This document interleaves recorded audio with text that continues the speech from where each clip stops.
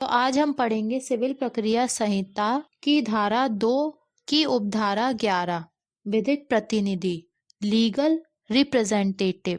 तो bare act में लिखा है कि विधिक प्रतिनिधि से वह व्यक्ति अभिप्रेरित है जो मृत व्यक्ति की संपदा का विधि की दृष्टि से प्रतिनिधित्व करता है, और इसके अंतर्गत कोई ऐसा व्यक्ति आता है जो मृतक की संपदा में दखल अंदाजी करता है। और जहाँ कोई पक्षकार प्रतिनिधि रूप में वाद लाता है या जहाँ किसी पक्षकार पर प्रतिनिधि रूप में वाद लाया जाता है, वहाँ वह व्यक्ति इसके अंतर्गत आता है जिसे वह संपदा उस पक्षकार के मरने पर न्यायगत होती है। जो इस प्रकार वाद लाया जाता है या जिस पर इस प्रकार वाद लाया गया है। तो बेयर एक्ट में विधिक प्रतिनिधि की बहुत बड़ी परिभाषा दी है, बहुत विस्तार से बताया गया है। अब हम इसे कई भागों में तोड़कर समझने की कोशिश करते हैं। जैसे कि विधिक प्रतिनिधि से वह व्यक्ति अभिप्रेरित है जो मृत व्यक्ति की संपदा का विधि की दृष्टि से प्रतिनिधित्व करता है। इसका मतलब यह है कि विधिक प्रतिनिधि के अंतर्गत ऐसा व्यक्ति आता है जो मृतक यानी जिस व्यक्ति की मृत्यु हो गई है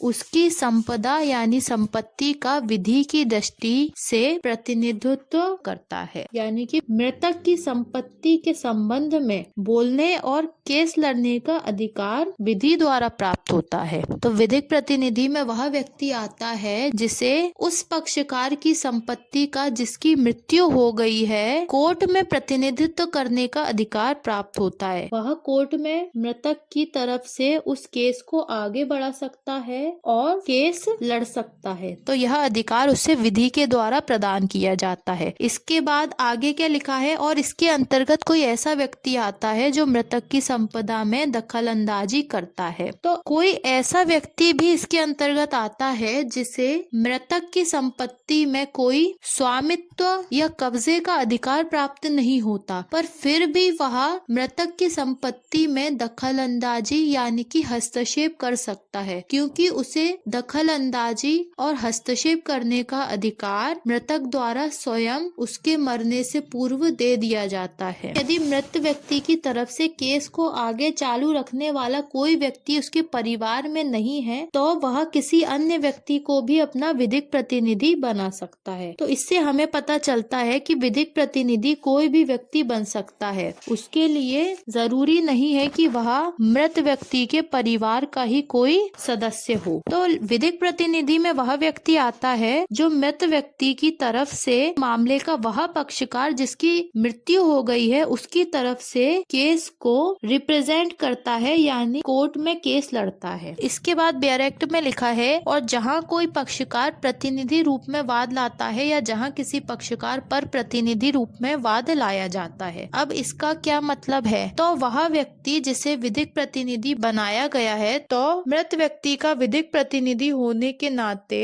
उसे यह अधिकार भी प्राप्त हो जाता है कि वह मृत व्यक्ति की तरफ से किसी व्यक्ति के खिलाफ केस दाखिल कर सकता है और कोई व्यक्ति उसके खिलाफ भी यानी विधिक प्रतिनिधि के खिलाफ भी केस दाखिल कर सकता है। इसके बाद लिखा है कि वह व्यक्ति इसके अंतर्गत आता है जिसे वह संपदा उस पक्षकार के मरने पर न्यायगत होती है जो इस प्रकार वाद लाया जाता है या जिस पर इस प्रकार वाद लाया गया है। तो यहाँ सबसे महत्वपूर्ण बात यह है, और तभी यह सेक्शन भी लागू होगा कि उसे यानी विधिक प्रतिनिधि को वह संपत्ति या उस संपत्ति पर अधिकार पक्षकार के मरने के बाद यानी जिस व्यक्ति की संपत्ति है उसके मरने के बाद ही विधि के अनुसार न्यायगत मतलब ट्रांसफर होना चाहिए। यदि पक्षकार की मृत्यु नहीं होती है तो यह सेक्शन लागू भी नहीं होता है। तो ऐसे व्यक्ति को विधिक प्रतिनिधि कहते हैं जिसे संपत्ति विधि के अनुसार ट्रांसफर होती है मतलब न्यायगत होती है, और वह इस अधिकार से किसी अन्य व्यक्ति के खिलाफ केस कर सकता है या कोई अन्य व्यक्ति उसके खिलाफ न्यायालय में केस कर सकता है। तो यह हो गया विधिक प्रतिनिधि। तो विधिक प्रतिनिधि में वह व्यक्ति आता है जिसे यह अधिकार मृत व्यक्ति द्वारा दिया जाता है कि आगे चलकर यदि उसकी मृत्यु हो जाती है तो कोर्ट में मामले की कार्रवाई को आगे बढ़ाने का कार्य विधिक प्रतिनिधि करेगा। विधिक प्रतिनिधि उसके घर का कोई सदस्य भी हो सकता है और कोई अन्य व्यक्ति भी हो सकता है जिसे मृत व्यक्ति विधिक प्रतिनिधि के रूप में नियुक्त करता है। तो विधिक प्रतिनिधि को यह अधिकार होता है कि वह मृत व्यक्ति की संपत्ति से संबंधित मामलों में किसी व्यक्ति पर वाद ला सकता है या उस पर कोई अन्य व्यक्ति भी वाद ला सकता है। लेकिन इसमें सबसे महत्वपूर्ण बात यह है कि विधिक प्रतिनिधि को वह संपत्ति या उस संपत्ति पर अधिकार पक्षकार के मरने के बाद प्राप्त होते हैं। यदि पक्षकार की मृत्यु नहीं होती है तो उसे ऐसा कोई अधिकार प्राप्त नहीं होगा और वह विधिक प्रतिनिधि के रूप में कार्य नहीं करेगा और वही व्यक्ति केस करेगा जिसकी वह संपत्ति है। तो यह मुख्यतः उन मामलों में होता है जिसमें किसी पक्षकार की मृत्यु हो जाती है और उसके केस को आगे बढ़ाने के लिए किसी व्यक्ति को नियुक्त किया जाता है। अब आती है धारा 2 की उपधारा 12, संपत्ति के अंतःकालीन लाभ। तो संपत्ति के अंतःकालीन लाभ से ऐसे लाभों पर ब्याज सहित वे लाभ अभिप्रेरित हैं जो ऐसी संपत्ति पर सदोष कब्जा रखने वाले व्यक्ति को उससे वस्तुतः प्राप्त हुए हों या जिन्हें वह मामूली तत्परता से उससे प्राप्त कर सकता था, किंतु सदोष कब्जा रखने वाले व्यक्ति द्वारा की गई अभिवृद्धियों के कारण हुए लाभ इसके अंतर्गत नहीं आएंगे। तो अंतःकालीन लाभ को समझने से पहले हम यह समझते हैं कि सदोष कब्जा क्या होता है। जब कोई व्यक्ति किसी अन्य व्यक्ति की संपत्ति पर जबरदस्ती कब्जा कर लेता है तो उसे सदोष कब्जा कहते हैं। अब हम समझते हैं कि अंतःकालीन लाभ क्या होता है। तो संपत्ति के अंतःकालीन लाभ यानी कि संपत्ति से एक समय सीमा में यानी कुछ टाइम पीरियड में कोई लाभ प्राप्त हुआ है तो वह लाभ तो आता ही है, साथ में यदि उस समय सीमा में कोई ब्याज भी प्राप्त हुआ है तो वह भी आएगा। तो अब ये लाभ किसे प्राप्त हो रहा है? उस संपत्ति पर सदोष यानी अवैध कब्जा रखने वाले व्यक्ति को वस्तुतः यानी साधारण रूप से प्राप्त हुआ है। उसके लिए उस सदोष कब्जाधारी ने कोई विशेष प्रयास या एफर्ट नहीं लगाया है, यानी कि कोई खर्चा अपनी तरफ से नहीं किया है या जिन्हें वह मामूली तत्परता साधारण रूप से कोशिश करने पर भी प्राप्त कर सकता था। किंतु सदोष कब्जा रखने वाले व्यक्ति द्वारा यदि सदोष कब्जा की गई संपत्ति पर अभिवृद्धियां यानी कि अपनी तरफ से उस सदोष कब्जा की गई संपत्ति में कुछ बनवाया जाता है या कुछ ऐड किया जाता है या कुछ लगवाया जाता है, अभिवृद्धियों के कारण कोई लाभ होता है तो वह लाभ अंतःकालीन लाभ के अंतर्गत नहीं आता है। अब हम इसे साधारण भाषा में समझते हैं कि अंतःकालीन लाभ क्या होता है। तो जब किसी व्यक्ति की संपत्ति पर किसी अन्य व्यक्ति द्वारा जबरदस्ती या अवैध रूप से कब्जा कर लिया जाता है और जितने समय तक उसका उस संपत्ति पर कब्जा रहता है उस बीच में यदि उस संपत्ति से कोई लाभ या ब्याज प्राप्त होता है जो साधारण रूप से प्राप्त होता है, उसके लिए अवैध कब्जाधारी द्वारा कोई खर्चा नहीं किया गया होता, तो ऐसे लाभ को वह व्यक्ति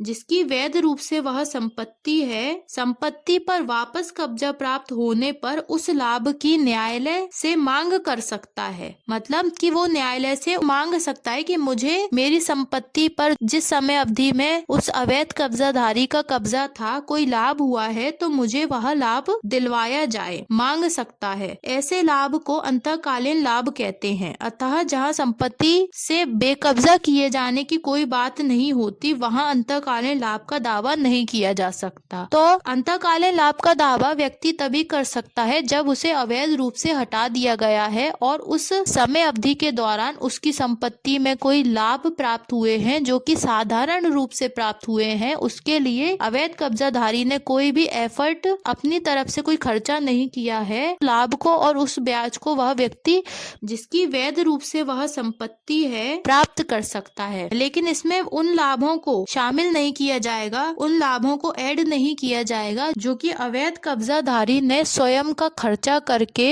कुछ अभिवृद्धियां की हैं, यानी कि उस संपत्ति में कुछ चीज ऐड की है, कोई खर्चा किया है, कुछ ऐसी चीज लगवाई है जिससे कि उसे लाभ होता है। तो वह लाभ अंतःकालीन लाभ के अंतर्गत उस व्यक्ति को प्राप्त नहीं होंगे जिसकी वास्तविक रूप में वह संपत्ति थी। इसके बाद आती है धारा 2 की उपधारा 13 जंगम संपत्ति। संपत्ति। तो बेयर एक्ट में क्या लिखा है, जंगम संपत्ति के अंतर्गत उगती फसलें आती हैं। संपत्ति मुख्यतः दो तरीके की होती है, एक होती है जंगम संपत्ति, एक होती है स्थावर संपत्ति, जिसे चल या अचल संपत्ति भी कहते हैं, और मूवेबल और इमूवेबल प्रॉपर्टी भी कहा जाता है। तो जंगम संपत्ति के अंतर्गत उगती फसलें आती हैं। उगती फसलों को जंगम संपत्ति माना जाता है, क्योंकि जंगम संपत्ति होती है चल संपत्ति, जिसे एक स्थान से दूसरे स्थान पर ले जाया जा सकता है, और उगती फसलों को भी काट कर उसकी कटाई करके एक स्थान से दूसरे स्थान पर उसे ले जाया जा सकता है, इसलिए उगती फसलें जंगम संपत्ति के अंतर्गत आती हैं। तो कोई भी ऐसी संपत्ति जिसको एक स्थान से दूसरे स्थान पर ले जाया जा सकता है, चाहे वह फसलें ही क्यों ना हो, अगर उनकी कटाई करके उन्हें एक स्थान से दूसरे स्थान पर ले जाया जा सकता है, तो वह भी जंगम संपत्ति यानी कि मूवेबल प्रॉपर्टी के अंतर्गत आती है। इसके बाद आती है धारा